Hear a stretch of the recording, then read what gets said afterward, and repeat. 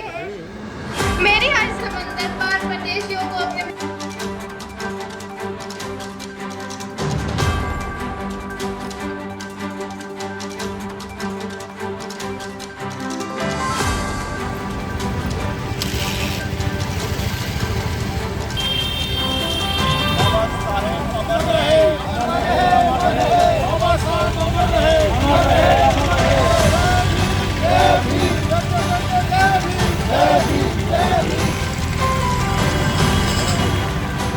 दर्द में रोया करते थे, अपने आंसुओं को दिल से भिगोया करते थे, अपने आंसुओं को दिल से भिगोया।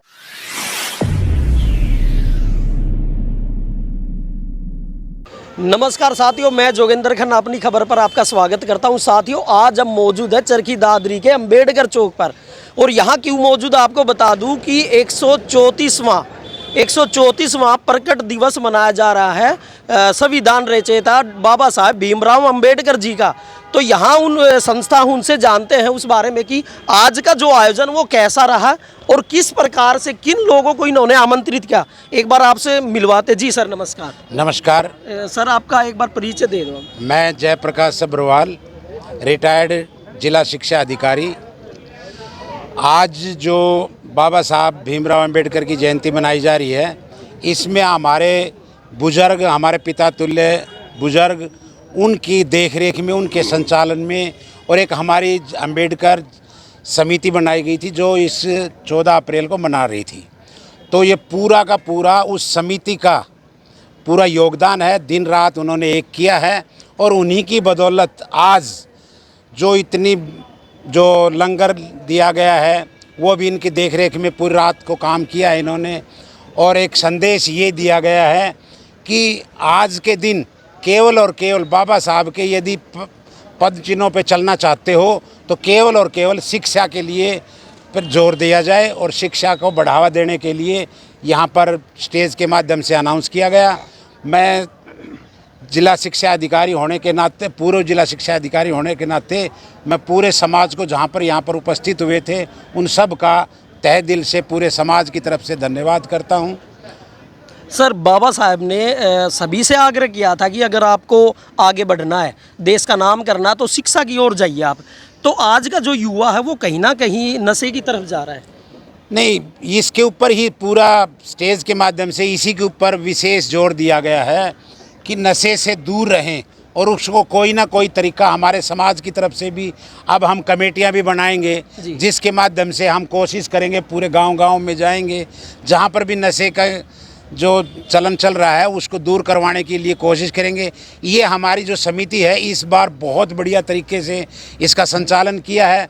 हमारे जो विजय चौहान जी हैं, रोहतास जी हैं, आज़ाद जी हैं, कुलदीप जी हैं, रविंद्र दानिया जी, इन सभी ने मिलकर इस बार बहुत बढ़िया मुहिम छेड़ी है, जिसके माध्यम से अब हम जो हमारे समाज में, पूरे समाज में, अकेले एक समाज में नहीं, पूरे समाज में जो कुरीतियाँ हैं उनको दूर करने के लिए विशेष हम सब वो योगदान करेंगे, और उसके लिए हम अपनी योजनाएं चलाएंगे। आज पहली बार एक ऐसा मंजर देखने को मिला कि स्टेज नहीं है। हर जयंती पर स्टेज होता, कि आज ऐसा क्या कारण है? इसमें ये किया गया कि हम पहले भी, हमारी कोई भी जो अंबेडकर जयंती मनाई जाती थी उसमें कभी भी कोई पदाधिकारी नहीं होते थे। तो हमारा मकसद ये था सब समान हैं, सब समान बैठें, सब समान सामने ही बैठें, कोई विशेष नहीं है। बाबा साहब की पद चिन्हों पे चलना चाहते हो तो हमने हर एक आदमी को अपने बराबर मानना पड़ेगा, और तब हम जाके समाज का सुधार कर सकते हैं, अपने समाज का सुधार कर सकते हैं। जी जी। सर, नमस्कार। जय भीम जी। जय भीम जी। पहले तो आपका परिचय दीजिए जी। मैं विजय चौहान एडवोकेट, सर्वप्रथम आपके चैनल के माध्यम से देश के प्रत्येक नागरिक को बाबा साहब भीमराव अंबेडकर की जयंती की हार्दिक शुभकामनाएं भेंट करता हूं, और बाबा साहब के चरणों में नमन करता हूं। आज जो प्रोग्राम किया गया था, सबसे विशेष बात क्या रही उसमें? इसमें विशेष बात यह रही कि पहली बार एक जिला स्तरीय इतना अच्छा प्रोग्राम हुआ जिसमें पूरे डिस्ट्रिक्ट के बुजुर्गों ने, युवाओं ने, महिलाओं ने, बच्चों ने बड़ा अच्छा बढ़ चढ़ करके भाग लिया। और पहली बार ही ये अंबेडकर जयंती की जो आयोजक समिति है, बाबा साहब भीमराव अंबेडकर जन्म महोत्सव आयोजक समिति, उसने एक ब्लड बैंक का कैंप भी लगाया, एक मेडिकल कैंप लगाया, जहां ब्लड डोनेट की जो कैंप आई थी उसने कहा कि कम से कम हमें 30 यूनिट ब्लड चाहिए, तो हमारे यहाँ से 43 यूनिट ब्लड यूनिट निकली और मेडिकल कैंप का बड़ा अच्छा रुझान रहा। और उसके बाद एक सर्वसम्मति से मिलकर के एक भंडारा भी लगाया गया जिसमें देसी घी का अच्छा प्रसाद था और सभी ने इसमें बढ़ चढ़ करके भाग लिया। बहुत अच्छा कार्यक्रम था और विशेषता ये रही कि जो बाबा साहब का सपना था सब एक समान हो, एक समरसता हो, उसी के व्याप करके जो आप मंच की बात कर रहे थे उस मंच को इस तरह से रखा कि सभी इक्वल है, सभी समान है, कोई छोटा कोई बड़ा नहीं। और उसमें सभी एक गैर राजनीतिक प्रोग्राम था। जी, आप एडवोकेट वकील हैं, एक बात हमारे दर्शकों को बता दो, क्या संविधान बदला जा सकता है? नहीं, ऐसे कोई संविधान बदलने की बातचीत नहीं हुई, ना संविधान बदला जा सकता। अगर कोई इस तरह की कोई घटना आगे होगी तो आगे ये समस्त जितने भी बाबा साहब के अनुयायी है, आपको एक उदाहरण देखने को मिला था कि सुप्रीम कोर्ट के एक फैसला आया था, उसके विरोध में उसकी समीक्षा के लिए 2 अप्रैल को एक बहुत बड़ा इतना एजिटेशन हुआ जिसका कोई मार्गदर्शक नहीं था, कोई वाली वारिस नहीं था पूरे हिंदुस्तान के अंदर। उससे बड़ा एजिटेशन आज तक नहीं हुआ और उसके बावजूद सरकार को भी मानना पड़ा और सुप्रीम कोर्ट में रिव्यू पिटीशन दोबारा भी आकर के उसको मानना पड़ा और SC/ST एक्ट दोबारा से लागू हुआ और वही प्रोविजन लागू है और उस बल्कि और सख्ताई से लागू हुआ। अगर ऐसी बात होगी, सरकार के ही कुछ मंत्री कह रहे हैं कि भी अगर 400 सीट आ गई तो संविधान बदल दिया जाएगा। देखो ऐसे जो सरकार के मंत्री जो इस तरह की बातचीत करते हैं वो समाज को बांटने का काम कर रहे हैं। वो ना समाज के हैं, ना सरकार के, ना देश के वो हितैषी हैं। उनका अपना ही दिमाग की उपज है, वो पता नहीं किस मेंटेलिटी के बने हैं जो ऐसी बातचीत करते हैं। उन्हें ऐसा नहीं करना चाहिए। हम उनकी घोर निंदा करते हैं मंच के माध्यम से भी और आपके चैनल के माध्यम से भी घोर निंदा करते हैं। आज हमारा जो है ना 136 बाबा साहब की जयंती मनाई गई और जो है ना एक एक्स्ट्रा ये बात थी, आज हमने कमेटी ने एक भंडारा बनाया और भंडारा रखा और भाई लोगों को जो है ना प्रसाद खिलाई। आप ये मानते हैं अगर कि 400 सीट आ गई तो संविधान चेंज हो सकता है? 400 सीट की जो है ना जो कह रहे हैं ना वो तो उनकी अपनी सोच है कि लोगों को अपने उसमें करने के लिए करें 400 सीट हमारी आएंगी, ये थोड़ी सकता है कि 400 सीट आ जाएंगी ना। तो ये संविधान नहीं बदला जाएगा, ताकत नहीं है कोई संविधान नहीं तो ये ऐसे ही बहका रहे हैं लोग। जी बिल्कुल बहकावा, कोई किसी मंत्री से भी नहीं सुना है और एक पत्रकार की और जो अमित शाह की जो उन्होंने टीवी पर जो सुना था और उस पत्रकार ने ये कहा, अमित शाह से प्रश्न किया, अब ये कह रहे हैं कि संविधान को बदला जाएगा, लेकिन अमित शाह बिल्कुल डिनाई करके थे, अभी ऐसा नहीं है, अभी संविधान को बदला जाएगा। अभी मिश्रा एक जो नेता है बीजेपी की, उसने भी कहा है कि 400 पार करा दो बस एक बार। नहीं ये तो फिर कहेंगे, ये तो भाई इनकी अपनी सरकार है, 400 की से 450 कर लो, पर लेकिन संविधान को नहीं बदला जा सकता क्योंकि संविधान में जो है ना धाराएं ऐसी लगा रखी हैं, बाबा साहब ने उसको निर्माण ऐसे ही करा, क्या आगे उसको बदल नहीं सकते, अमेंडमेंट कर देश कहाँ बचेगा, देश कहाँ। जी आप क्या कहना चाहोगे? देखो आज जो है आपने देख लिया होगा, बाबा साहब की जयंती पे बहुत ही अच्छा प्रोग्राम किया गया है। इसकी विशेष बात तो ये है कि भाई इसका कोई राजनीतिक वो नहीं था, सब सामाजिक संगठन थे और सब ने बढ़ चढ़कर भाग लिया इसमें।